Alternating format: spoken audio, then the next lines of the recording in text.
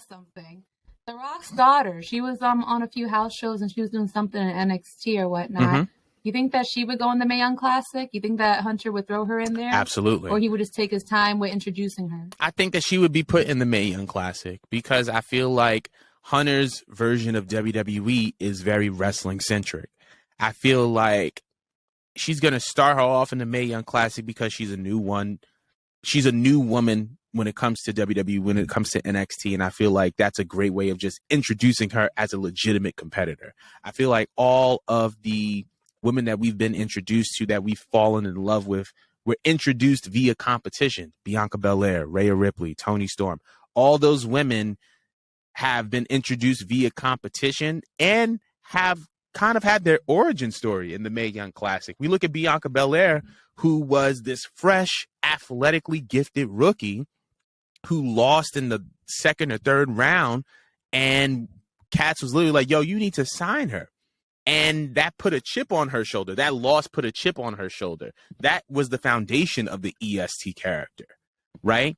Same thing with Rhea Ripley, right? We go into the Mae Young Classic, and, you know, her injury against, not her injury, but she was wrestling Tegan Nox. Tegan Nox gets injured. Well, that shit was so funny. Rhea Ripley kind of looks at her in character and was like, and that set the tone. That set the tone for Rhea Ripley. So when you think she became like this whole dickhead. Right. Oh my God, that era was so funny. It was so funny. I'm sorry. Sidebar. The funniest thing she ever pulled was for Halloween. She put on a knee brace. It was beat Tegan Nox. I was like, yeah, she's out of pocket. But that's the thing. Why did she do this? But like, think about it. That's the thing that set the tone. So it's like, I feel like when you're introduced to these women, you have to give them an origin story. Like that's one of the things they kind of talk about in wrestling is what's your why? Like, sell me on your why. What motivates you to do what you do? And I feel like what better way to give a character motivation than by putting them in a situation that can either motivate them to aspire to be something or can give them motivation going forward outside of that context. So I do think that The Rock's daughter being introduced in that manner is like the perfect way for her to debut. So, but what about you? How do you feel about it? About her being introduced in that way? In that way, yeah.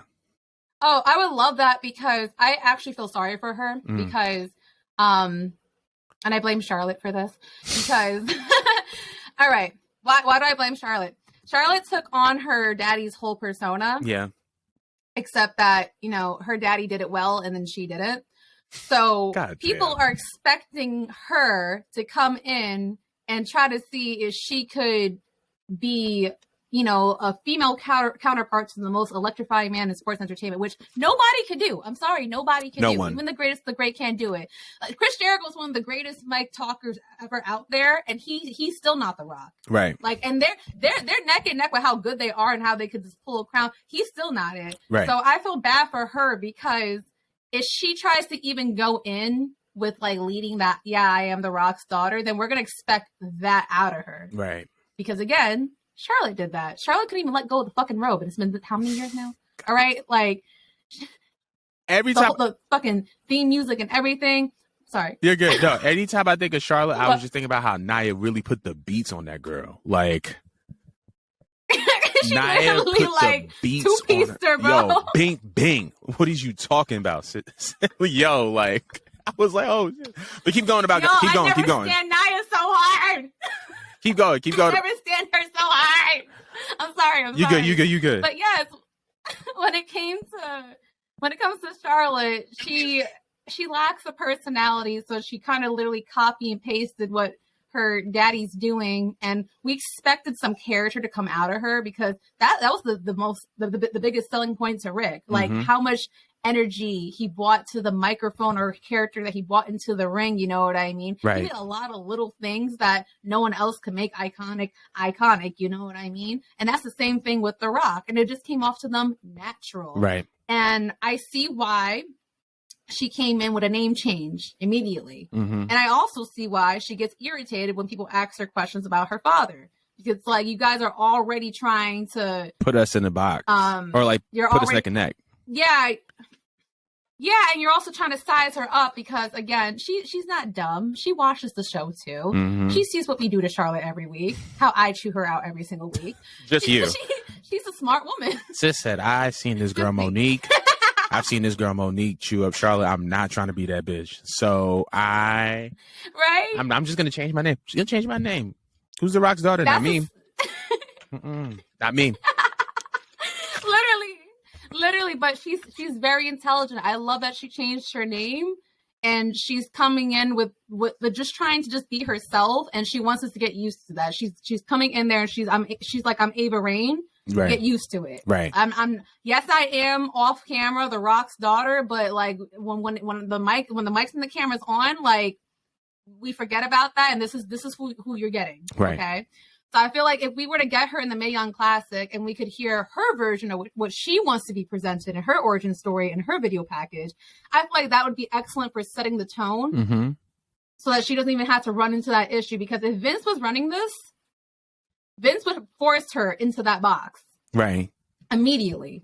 Absolutely. And try to get her to, because in his head, he would think that it would get her over because she shares The Rock's blood. Right. Well, in all actuality, you're setting this girl for failure. Right. Because she knows that she doesn't have the qualities of her father. Nobody does. The Rock is one of a kind. Right. So I would love to watch to see what she has learned in all her years on I don't think she was in the Indies. She's just been in wrestling school from my knowledge. Right.